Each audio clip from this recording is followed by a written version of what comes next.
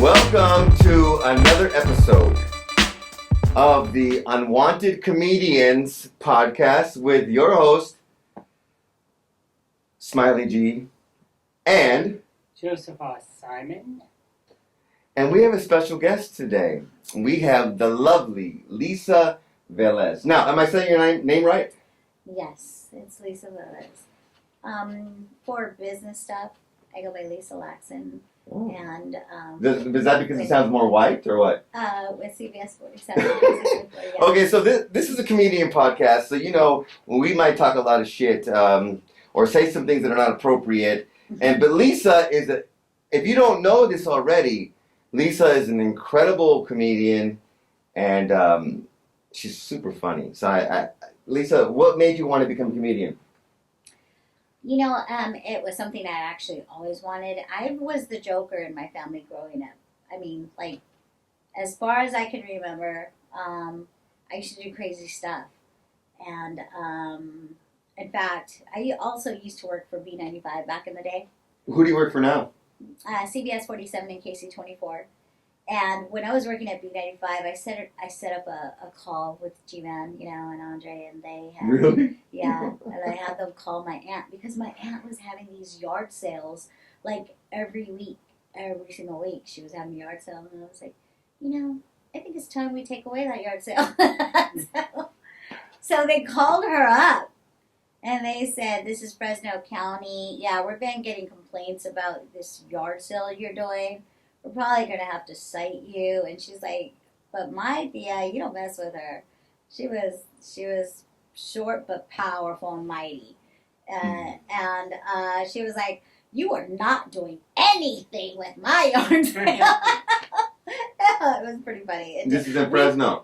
We tried to get her.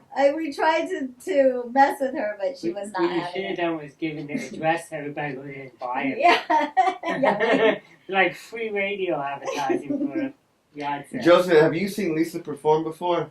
Yes, I have. What are your thoughts about her? Now, let's just quantify this. Joseph is our seasoned comedian, and it's not just because he looks brown, okay? I mean, Joseph has been around in the comedy scene in Fresno for how much, 50 years? Close. Joseph knows comedy. Joseph, what do you think about Lisa and her comedy, style? Thank you. That's actually pretty good. You know what? Now how long have you been doing it, you said? It's been off and on for about 5 years. I started about 5 or 6 I'm maybe 6 noticing years the old. quality of, not just her, but most of the new comedians are really good. Mm-hmm. More than, Yeah. if I step back 10 years ago, a lot of them were really bad. Yeah. But now I'm noticing people come up first time, and it's like a seasoned Yeah. professional. I really Do you think that's just luck? So, sometimes you have beginner's luck, right? Rookie. You hit a fucking home run. But is that what it is? Well, they say it's their first time, but maybe they perform in front of their friends and their accounting. Yeah, I think, in my family, everybody knew I was just the goofy one in the But family. it's different, Lisa, to be funny and goofy. In our last podcast, we had a guy who's like, I'm always telling the jokes, but he realized that it's because everyone knew the context. When you're telling jokes with your homies, your friends, your pals, your mates, it's different than when you're on a fucking stage, right? You're right. And you have a blinding light on you and a black crowd. What I mean by black, I mean... Yeah, you just dark. can't I mean a dark crowd, okay? Yeah, Where you can't see nobody. And then, if you tell a joke and it doesn't hit right, or you don't hear any feedback, you suddenly freeze up. Your visceral response is like, what the fuck? And because you don't have your homies like, that's funny, man. Yeah. So, like, being goofy You're right. and being a comedian, they're kind of different. What do you think? You're right. I think, really, having your friends there is probably the worst thing you could do. You think Being so? in front of strangers is the better choice. That's a good point. For comedy. Right. To tell the truth. Yes. But here's the problem. Here's what I'm trying to say. Something Everyone who thinks they want to get into comedy, they're like, bro, I'm the funniest motherfucker with my friends. Right. But that's a whole different world. Well, I think for myself anyway, you have to, when it comes to comedy, you have to be able to transition that story because with your friends, they know the backstories. So you have to be able to transition. And they're to your tell that story. friends. So I'll give you an example. My son was, and I was going to talk about this on my next show, Believe it or not, I have a 37-year-old son. What? You? Yeah, I know. You don't even look that. Well, I was telling everybody, Did you adopt I him? remember show and tell in kindergarten. Yeah, that's how I had him. Anyways, so this is what, like for instance, a story about him. He was 5 years old and he was really loved the Lakers because his dad liked the Lakers. And 5-year-old kids don't usually like Lakers. But his dad loved the Lakers, and so they'd watch the Laker game. And back then, the Lakers were in the news. And so it was where we lived, and I grew up in the coast. So Where? Morro Bay. So, Morro Bay High School, hey. So when I went to the grocery store, there wasn't a lot of black folk or not a lot of Mexican folk either. Like, we were probably one of the very few at my school. And when I was in high school. And so anyway, when I went to the market, I remember my son saw this black guy and he was like, "Are you Magic Johnson?" And the guy just laughed and he goes, No, I'm not. And the guy looked at me and smiled. And he goes, "I take it as a compliment." And then my son turned that compliment around real quick and he goes, "You look like Magic Johnson." Yeah. Thank you. He goes, 6 "Do inches you too have short. AIDS too?" Oh no. Yes. And all of a sudden the smile Are you from the serious? guy went like, "Dude, get your kid." You really said that? Yes. And I was like mortified, right? That's awesome. So it's just on how you tell those stories. People don't, they have to be able to see it when you're telling a story. You just have to be a good storyteller, So as a comedian, do you feel like you are being a storyteller? Oh, yeah, for sure. Okay, can you give us an example for the camera? You can look at that camera or maybe this camera. Or you just give us 30 seconds of what message are you sending as a comedian? What jokes are you saying? What's your impact? So for myself, it's all my life. I truly believe most of the comedians come from a dysfunctional family, come from a broken family. Most of us come from a really rough childhood, and I'm one of them. And it's the only way that you deal with things back then. I mean, nobody did therapy. Who did therapy? Nobody. If you did therapy, there was something wrong with you. Yeah. And no one wanted that. No, they always thought it's going to go in my record. What fucking record? Especially Latinos, right? Oh, yeah. Oh, No. You want therapy? Bam, Right. there's your therapy. Exactly. I mean, we didn't have no respect for therapy. Like, if you had therapy, that was like taboo, real bad. Yeah. And now, my son's in therapy. Which, by the way, Henry, therapist, yeah. So we had a little session with him, with my son, and once in a while they bring the parent in. And I was going off on a tangent about something, and I was like, "Oh, sorry, that's my, what's it, HD, ADHD? ADD. I go, "That's my ADD kicking in," and he goes, "Yeah, I know." And I go, "I'm joking. I wasn't diagnosed with ADD." And he goes, "No, I'm not joking. You." I was like, "You know what? You're not my therapist, okay? You're my son's therapist." So it's been 5 years you've been doing comedy. Yeah, a little, or maybe 6. I don't know. But, yeah, off and on, I've had to stop. Obviously, I had a heart attack a couple of years ago. What? Yeah, crazy. How could you have a heart attack? I know. I mean, what? People always say that. I know, it's not just big people. It's No? not just people who... I don't do drugs. I hardly drink. I don't do a lot of stuff. But heart disease runs in my family.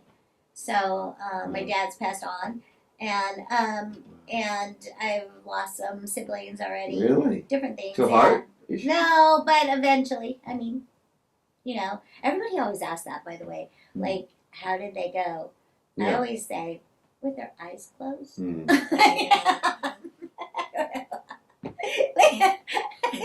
That's how do we all go? Their eyes closed. I mean, there's a few that probably have their eyes open.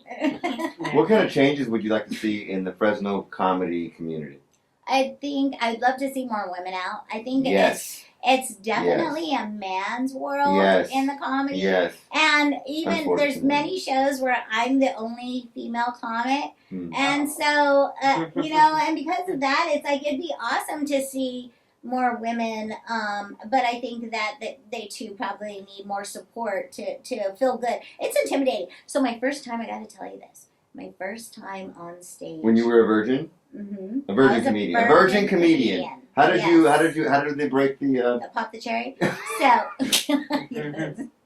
Yeah. it was, let me tell you, and it was at a pub. It was an Irish pub in Clovis. I've been there. It's Oh. great. Grogs. Yes! I did comedy there too. Okay. It's not there anymore. Okay. You did comedy there. It's not there anymore. Oh, They're it's not doing comedy there. Oh, yeah, Okay. doing comedy. So- Okay. Grogs, you might want to bring that back. So let me tell you, No I was budget. super nervous. It was my first time, you know, What year to was do this? open mic. I honestly, I don't know. Before, after COVID. No, before. way before, yeah. And so, I was very nervous. So I have like this nervous bladder. And so, like, I had to pee like so many times before it was time for me to go on stage. And I was just like, oh my God. And how many minutes Why- did you do? And so I did 3 minutes. Well, what happened was I was wearing this cute little mini skirt, you know. I wanted to look cute on stage. And I went to the bathroom before I went on stage, and I tucked my underwear over my skirt. But I didn't realize it. In the front, you saw the skirt. In the back, you saw my ass. My underwear, you were covering up my, Did you get extra I tips? had that no night? Did idea. you get extra tips? Well, and so I'm walking to my table, and this was the other bad thing. So when I first got there, I saw a guy that I dated 2 weeks ago, like from a dating app, and I was like, oh shit. And then I go, oh good, he's with a girl, so he won't say anything about me being on a date, right? So anyway, I walked to my table like that, and so he saw me, and I thought he was coming over to my table to like say something because I'm on a date. And I was like, oh shit. So I told my date, so this guy that's coming over here, I like went on a date with him a couple weeks ago. And I haven't called him back. So I was nervous. And he walks over to me and he whispers in my ear, and I was like, I go, hey. He goes, hey, I need to tell you something. I said, what's up? And he goes, your ass is showing.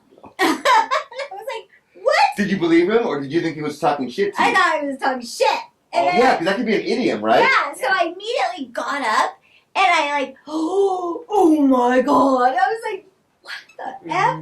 And you know what was jacked up? Well, before you go on, what kind of underwear were you wearing? So we have good context. maybe- Were you wearing like a thong? Not granny panties, but it wasn't a thong either. It was, like Now, little, if you had to do it all over again, knowing this was going to happen, would you have worn a thong? I probably wouldn't have worn anything. Woo! And this is why we have her on. She's a great comedian, guys. She's funny. We love her. So it was pretty embarrassing. So I told this, my first joke, when I went on You stage. used it on it? I Nice. said, hey everybody, I want to thank you. So I just want to tell you I had a nervous bladder. I kept peeing a lot. I went to the bathroom. I didn't know that I was showing my ass off as I walked to the table. And my date says, so what you're telling me is everybody in here has seen your ass except me? Oh, that's funny. Joseph, would you ever do something like that? No. Joseph's a man's man. I'm a nudist, okay? I mean, I'll take everything off right fucking now. The worst I have is my collar's over and you're coming over. It doesn't match. Well, my one sleeve is sticking out of my coat and the other one's not. Have a little stain on my clothes. So let's go back to this nudist thing. Of course, yeah. No, I really am a nudist. Have you been to the nude beach in the coast? I haven't because I can't afford to go, but Have you been to the nude comedy shows? we should do one. Oh no, I'm not doing that. And Danny Mitch will be there. Maybe when I was 20. They're in Northern California, and they do them about once a year. Really? Yeah, it's a nude. A comedy. But the comedians don't have to be nude. Oh. But the audience is all. So you roast everybody? Yeah. Look at those titties. I once dated a girl who had a half a titty and another big ass. She had congenital disease. It was interesting. Like a third? No, she had a disease when she was born, and so some parts of her body weren't always. So I mean, I don't like to judge people by that because that's not cool. So it was 1.5? It was one nice regular titty, and then like a shriveled titty. No, a shriveled, like not there. Oh. Yeah. Now, did you check it out really close to tell it was nice? No, I mean, I feel, for me, I want to appreciate a woman's body for what it is. I don't want a woman to feel like unworthy. So, and I was kind of like dating her, so it's like I wasn't gonna bring that up. To me it was like that's just what it is. You want her to feel good. So I wouldn't talk shit about it. But then in my mind I was just thinking, wow, this is interesting. Well, I would have took it like, so somebody sucked all the milk out of this. Well, see, I never thought about that. Yeah. All out of milk.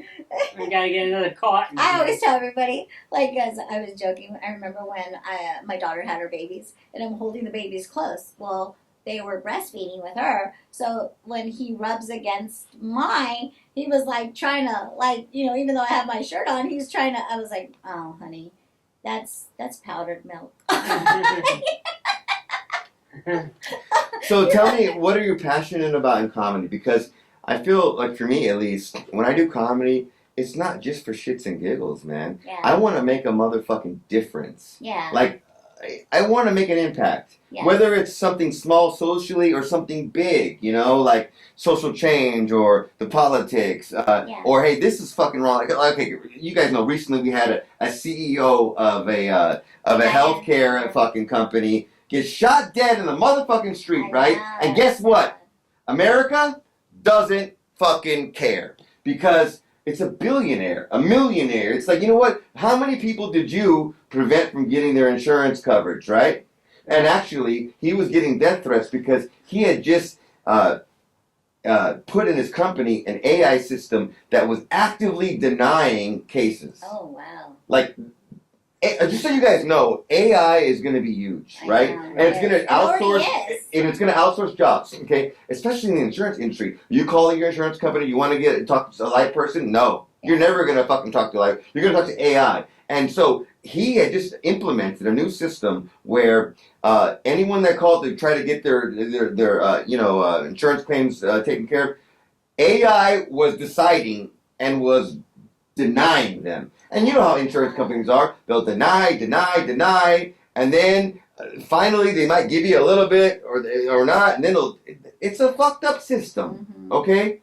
The doctors aren't making good. It's the insurance companies. Look at the CEO of that fucking Valley Children. How much was he fucking making? And here I am donating my fucking pennies for the Valley Children, and this motherfucker, okay? This is the kind of comedy I want to talk about. I think we should eat all the billionaires. Okay, I'm hoping AI is better than AD, which we've had for a long time. And when I call about you mean ED? Don't talk to us about your sexual situation. No. ED. Adult disability? No, erectile dysfunction. No. Oh, I was thinking, he said AD. I was like, adult disability? No, check this out. So AD is artificial dumbness, as taught by our public school system. Oh my goodness. You try dealing with those people, that's probably worse than AI. So we're passionate about things. I know she has some passions we talked about. Joseph, I want to know, what's your passion in comedy? Besides talking about Twix or fucking like whatever sodas or whatever, why are you a comedian? Same reason you said. I like to make change. Yeah. These people are out there. Every line is about a dick and a pussy. Yeah, you're right. And then the next comic comes up, same thing. The next comic comes up, same thing. And they all think they're groundbreaking. So why did you vote for Joe Biden is what I want to know. That was I did, Tell us about it. Tell us about it. I did vote for Joe Biden in the primary. Because you're a traitor? No, because it goes based on your party registration. Okay. So I couldn't like cross parties. So you went with Kamala then? I didn't vote for Kamala. And I know you hate that name, but that's what she is. I voted for Trump in the general. You think he's going to be better for our country? Yes. Why? First of all, he had a decent track record, probably better than what Biden did. Okay. And I don't know if you realize the most important thing that he's going to do. You talk about the border, you talk about the ending the wars, you talk about the gas and inflation. Most important thing he's going to do is bring comedy to comedians. Yeah. Well, no. We're gonna make fun of him all the fucking And I time. have 4 years worth of material coming. But seriously, the most important thing he's going to do, break down the administrative state. That's gonna be chaos.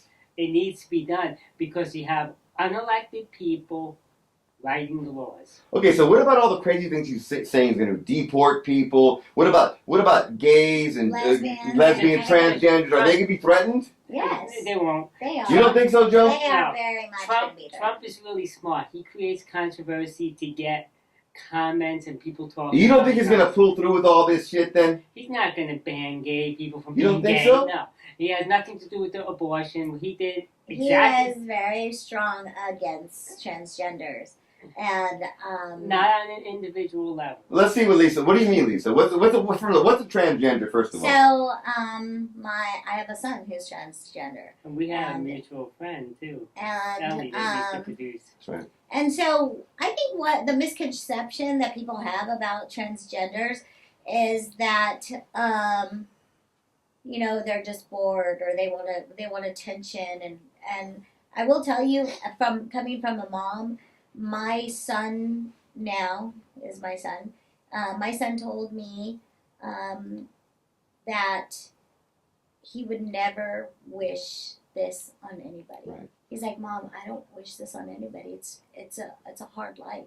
He goes, but How old is he? How old is your son? He just turned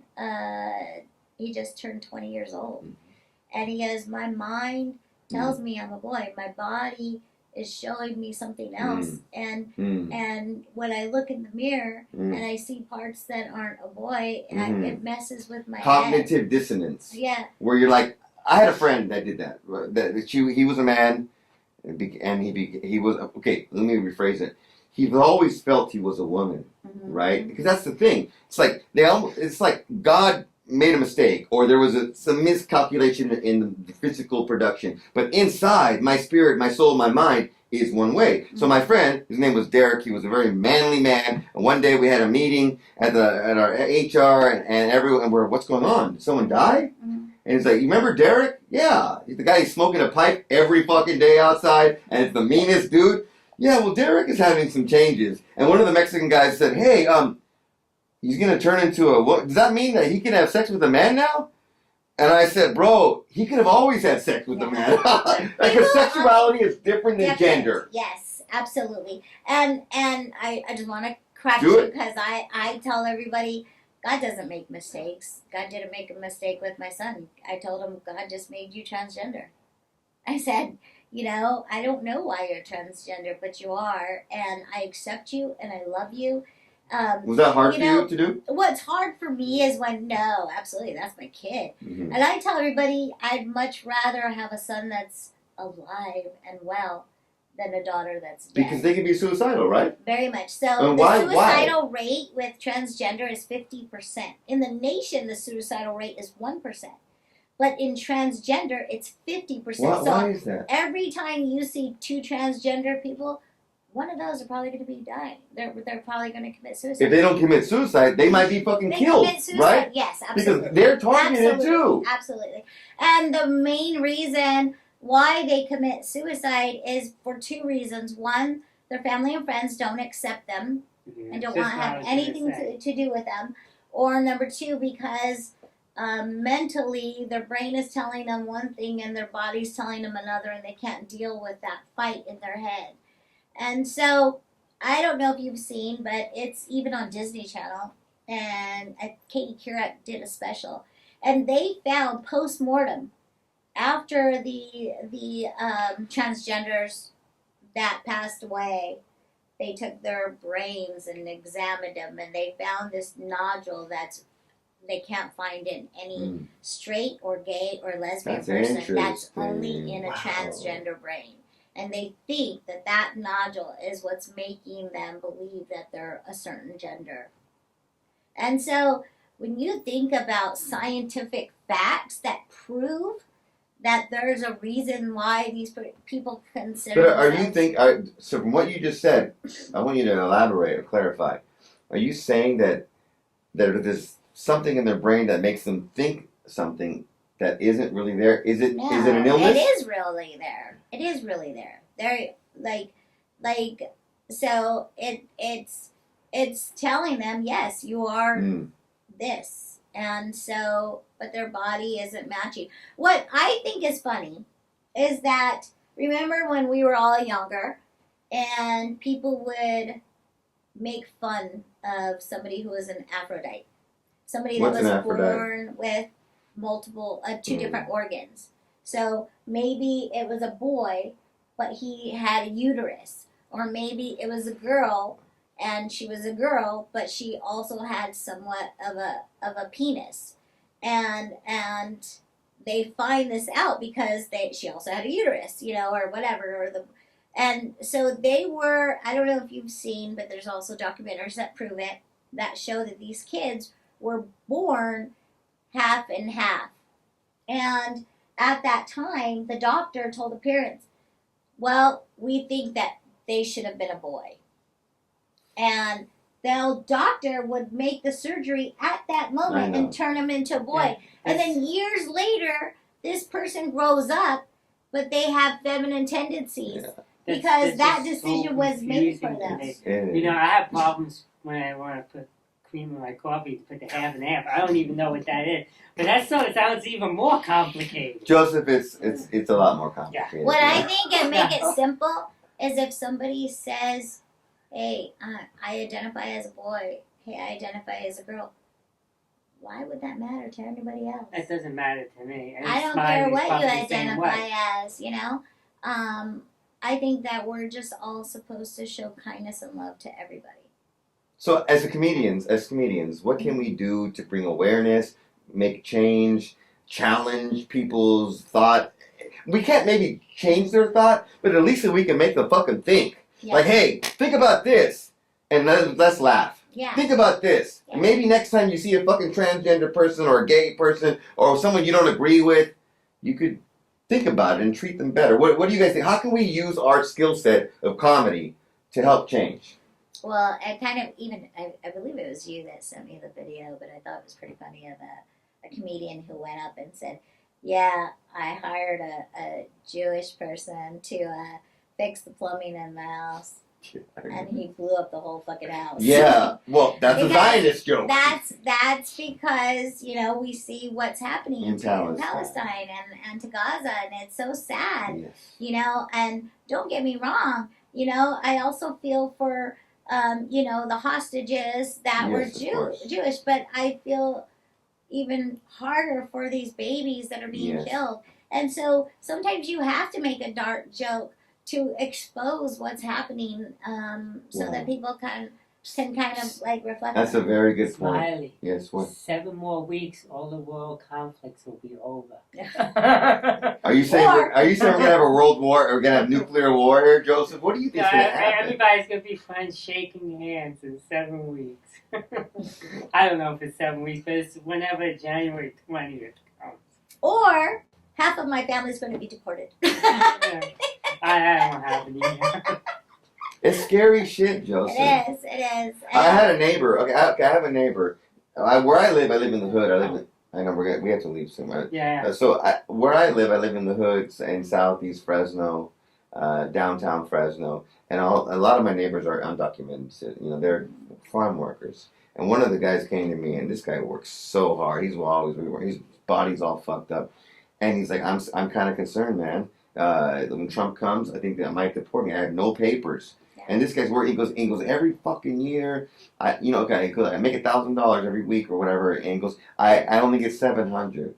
They take a $300. He goes, and I don't have no social security number. So all the money that's being, and we're talking millions of undocumented. Back up withholding. It's all going to the government back. They're not like you and I when we work. We're getting social security. We get screwed too. But we're getting something for it. They're getting nothing for it. But they have to do it legally so the companies can let them go through. So they're giving tax money for free, right? And he's worried. And I said, bro, you don't need to worry. I think, in Fresno because they need farm workers. Like, maybe if you That's lived in a right. different They've place. already been talking about that. They said people are doing work they're not really. I think in Fresno you don't have to worry, but other places other it would. places too. If they're doing legitimate work, I think they'll make a pathway that I they hope. stay here. I don't know. And Trump's done that before. But my thing is like you said, if they're working in the field, can you imagine? Just imagine for a second if all those people who worked in the field got deported. I know. Are you going to go work in the Or field? not. I know I'm not going to work in the field. Who's going to want to go? So now all of a sudden our produce is more expensive Right. because That's why I don't think it's going to nobody happen. wants to do it. And also, guys, you know the pesticides they use? Bro, Oh, the pesticides, Causes they're cancer. killing them. yeah, it's They're causing fucking cancer. killing them, Yeah. literally. Delicious pesticides. and No, chemicals. it's some bad shit. Like, literally, like, it's common knowledge. Once they spray, you can't go into the... I mean, and then you have to wait 2 days. You think it's all gone in 2 days? Yeah. It's still there. I'm worried about RFK's going to get rid of our beloved high fructose corn syrup and our artificial colors and all that. Well, Joseph, you can tell everybody how many cases of Tab soda you have stored away in a bunker somewhere.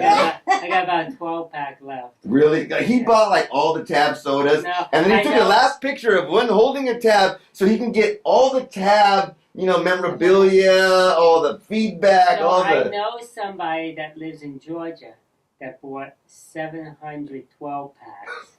Well, I know somebody who lives in New York and bought a whole bunch of baby oil. Who was Oh that? my God! Yeah, I'm not. What I I'm have to talking say, about that because I have jokes coming up in the next. and you show. guys know what my motto in 2024 is: there ain't no party like a Diddy party. Yeah. man.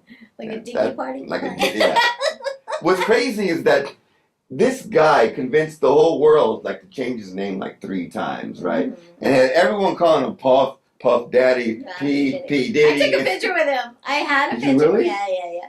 We had a picture and he had his arm around me. And What? I had a cute little. Are you serious? Yes. I had a Where, cute, you were in New York? no, he came here to promote Mace.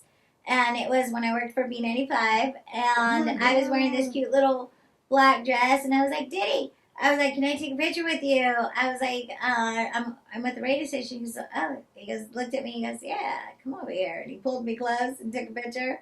And it was so funny because when all this came out, my son was like, Mom, look for that picture. You could probably say that he touched you wrong. I was like, no, I'm not going to. Jump on the lawsuit, baby. We're Fuck. on social media. He may or may not have touched me. No. Yeah, it was funny.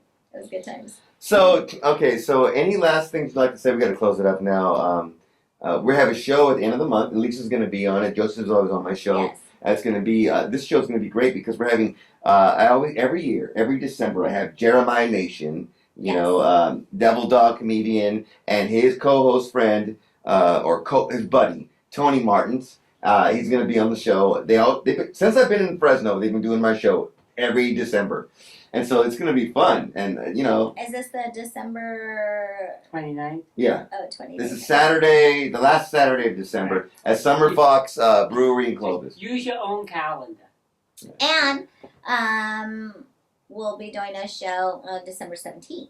Who? The third week of the Tuesday. Oh, thank you. So we also do, at River Park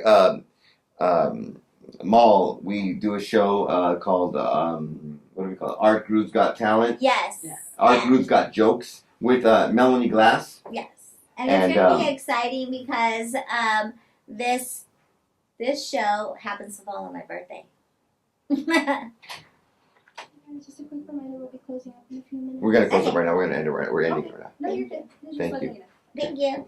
Okay, before I want you to repeat that again. So let me just say something, and you jump in. So we have a comedy at Art Groove's Got Jokes at River Park Mall, and Melanie Glass is the producer. I'm the co-producer, and it's a great time. It's a free show. It's going to be a free feature show.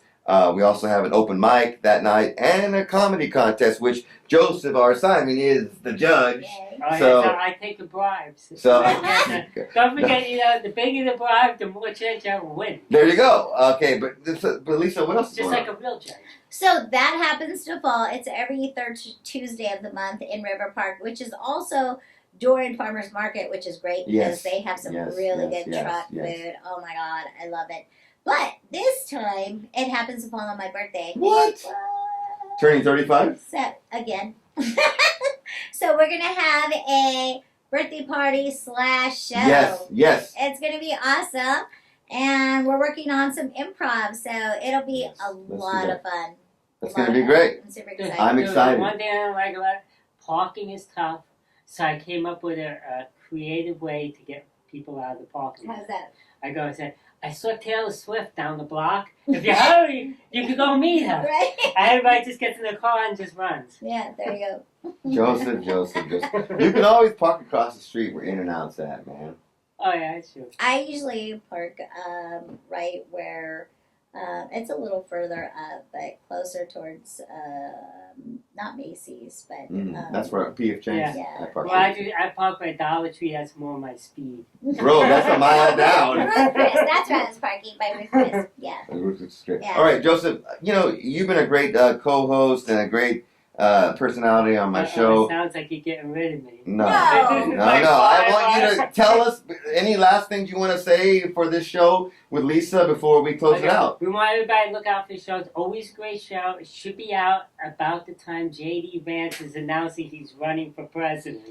Joseph likes to talk a lot of shit about my editing skills, but I'm going to pledge to put this podcast out sooner than later, before Lisa's birthday. Before the next one? Right. Which year? You didn't say which year. Yeah. Okay. So, anything else, last things you want to say, Joseph?